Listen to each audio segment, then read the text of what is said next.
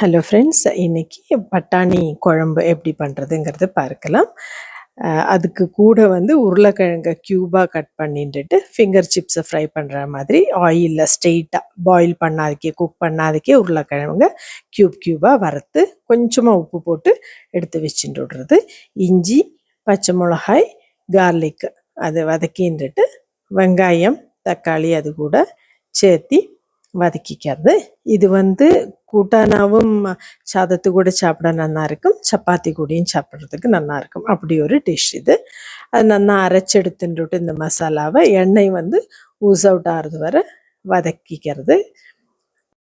மசாலாவில் அந்த ரோஸ்ட் பண்ண உருளைக்கிழங்க சேர்த்திட்டு நல்லா ஒரு பாயில் பண்ணி எடுத்துட்டு விடுறது.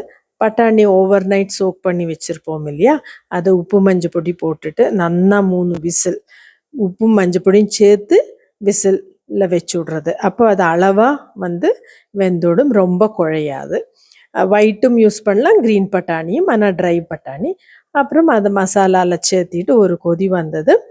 இது கூட தேங்காய், சோன்ஃபு, பட்டை, ஏலக்காய், கிராம்பு சேர்த்து அரைச்சி ஒரு கொதிக்க விட்டால் சப்பாத்தி சாதத்துக்கு குழம்பு ரெடி. இந்த குழம்பு கூட சாப்பிட்றதுக்கு கத்திரிக்காய் கறி, வெண்டைக்காய் கறி நல்லா இருக்கும். நான் கத்திரிக்காய் கறி பண்ணியிருக்கேன்.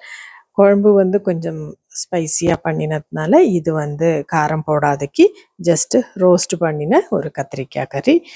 கூடவே கருவேப்பிலை தொக்கு இருந்ததுனால ஒரு கலந்த சாதம், கடலைப்பருப்பு, உளுத்தம்பருப்பு, கடுகு, பெருங்காயெல்லாம் பொரிச்சு கொட்டி சாதத்தை ஆற வச்சு மிக்ஸ் பண்ணி கருவேப்பிலை சாதமும் ரெடி பண்ணியாச்சு. இன்னத்து சமையல் உங்களுக்கு எல்லாம் பிடிச்சிருக்கும், யூஸ்ஃபுல்லாக இருக்கும்னு நினைக்கிறேன். பண்ணி பார்த்து ஃபீட்பேக் தாங்க.